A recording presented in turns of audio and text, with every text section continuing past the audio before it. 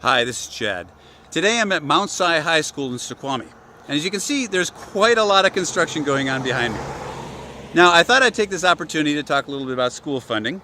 As ranking member of the House Education Committee, I was one of the 4 lead negotiators for the McCleary's school funding case. I was also co-chair of the joint committee that reported our progress to the state Supreme Court. The Supreme Court had been really clear. The state's reliance on local levies for funding its program of basic education was unconstitutional. So we had a considerable amount of work to do. For the first few years, what we did is prioritize. New funding coming in from the economic recovery went first into education. And using that technique, we were able to increase state school funding by 40% without touching taxes. The challenge came when we went beyond the 40%. Ultimately, we achieved a 105% increase over 8 years with this technique called the levy swap.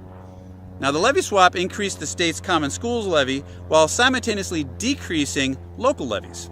The idea is we would have a much more consistent tax rate throughout the state, a more equitable system, and a constitutional system, which was important to the courts. Now, if you happen to live in a district where you were paying considerably higher than the state's average local levy rate, you made out great in this deal. If you were in an area like Seattle or Bellevue or Mercer Island where you're paying less than half the state average rate, you came up quite a bit. Well, I'm happy to report that the 5th Legislative District made out pretty well.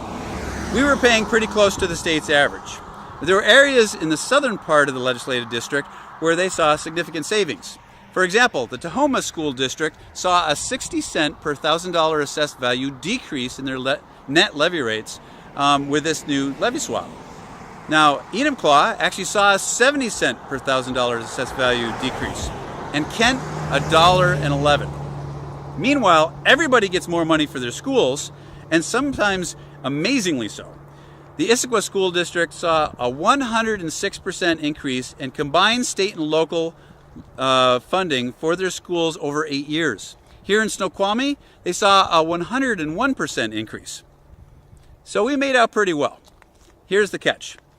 The intent when I left the negotiating table is that we would do the increase at the state level and the decrease at the local level at the same time.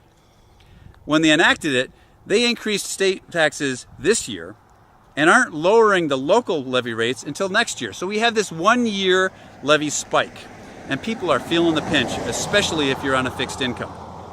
So I've broken down all the numbers below, how much each school district benefited from the levy swap and McCleary over those 8 years, and how much it impacted the taxpayers in those districts. So take a look at the numbers, and I want to know how you feel we fared. Do you think this is a better system, a more equitable system? Do you think it was good to the constituents of the 5th District? And do you feel that we are now amply funding our schools? The court feels so. Do you think so too? So I'm looking forward to your comments. Please keep the conversation going below. Thanks.